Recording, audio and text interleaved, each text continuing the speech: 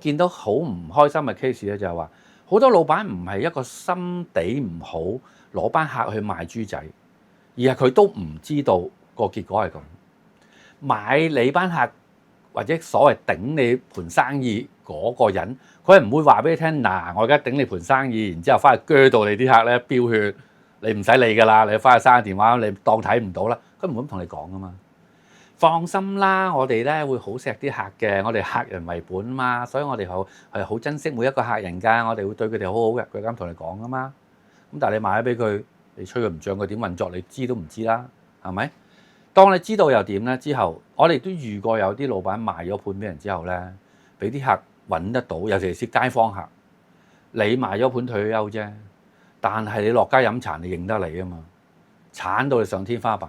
我哋見過有最戲劇性嗰個咧，佢係賣咗當美容院俾人，即係連客啊連咩賣晒啦。